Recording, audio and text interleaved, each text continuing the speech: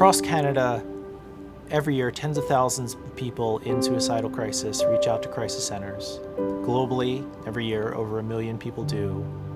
And while there is variation for age and other demographic groups, it affects everyone, from youth through the elderly.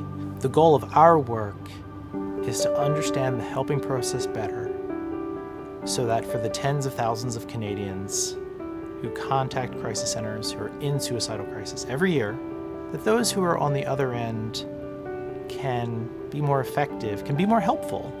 So what we're primarily looking at right now is crisis chats. So that can either be on your phone, like text-based, or it can be on a computer, text-based. And it's particularly important because the folks who use this service, they are different than the folks who use telephone. So these people are folks who are from more marginalized communities, typically. Not surprising, they're younger. And folks who perceive reaching out for help as more stigmatizing.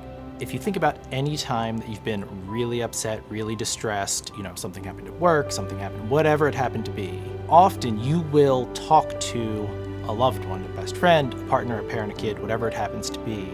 And somehow in that process, your psychological experience will change for the better, where you feel like you have some clarity, you feel less distressed, upset. Oftentimes you even feel cared for by the other person. So if you think about any interpersonal helping process, so you could think about, the traditional going to see a psychologist or some other type of therapist, psychiatrist, social worker, any sort of talking kind of method for helping, it's in this process that helping happens, that change, motivation, these things happen. So what we're doing in this context is we're really looking at all sorts of aspects of those conversations to find the specific things at specific times in the conversations that facilitate the types of change that we're hoping to see. So things like reduce distress, clarity on next steps, reduce suicide ideation, stuff like that. What are the things that we can do to facilitate the types of change that we're hoping to facilitate in this really short amount of time?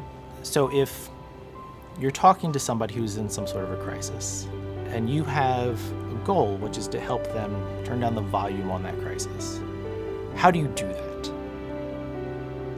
Big question. What are the differences that matter? How can I more effectively and efficiently help?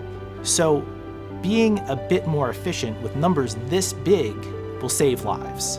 So rather than just collecting this information to refer them or figure out what next, that you can actually help them move through it then and there. So it's this sort of information that we hope will be helpful so that we can have better training, not just for crisis counselors, folks who solely do crisis work, but for other folks that they can more effectively work with folks in suicidal crisis and help them.